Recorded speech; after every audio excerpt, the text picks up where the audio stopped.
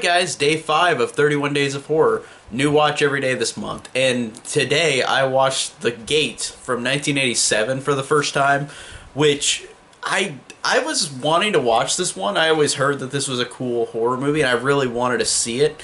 But watching this movie, I really enjoyed The Gate. This one surprised me, honestly. I expected it to be fun, but I thought this one was really good. Like, this one didn't... Like, I just didn't expect it to be this interesting and entertaining as I did. I'm going to start out with the beginning because this movie has a really effective open of this main character, this kid named Glenn, who goes into his house and it's like, this house is empty, there's silence, like he goes outside and it's all creepy, and like he gets into a treehouse and he gets struck by lightning and then he falls through and then like he wakes up from a dream. And just the lighting in that scene alone is really cool. And the opening, I think, is just so creepy and so cool with that kid just walking around finding nobody. And then it feels like a real dream.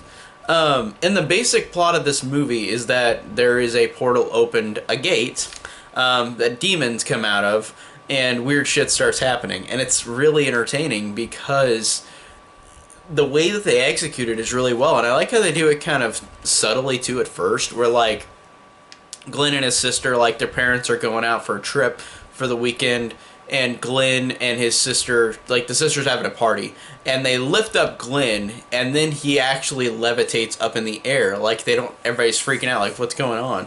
And then pretend like it doesn't happen, but, like, there's subtle stuff like that, where he just starts levitating, and we don't understand what's going on. But as the movie goes along, it goes in such a cool way, where demons just start coming out of the portal and just start wrecking stuff, and it's really entertaining and really cool.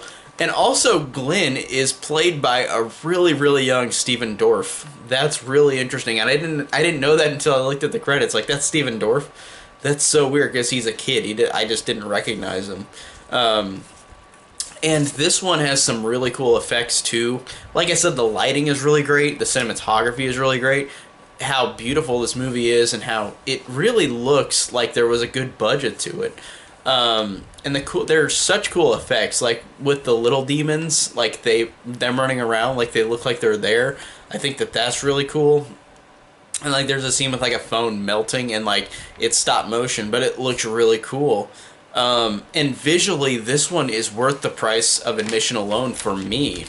Because visually, this is just a very, very cool movie. Like, it surprised me that it had so much of an identity with its visuals than anything else. And I really thought that this was just going to be, it was going to be fine. Like, it was going to be fun, but this was fun. But in terms of charm and creativity, this was way better than I expected. And I really enjoyed The Gate. This is a really awesome movie. And you guys, if you haven't seen this, go ahead and see it.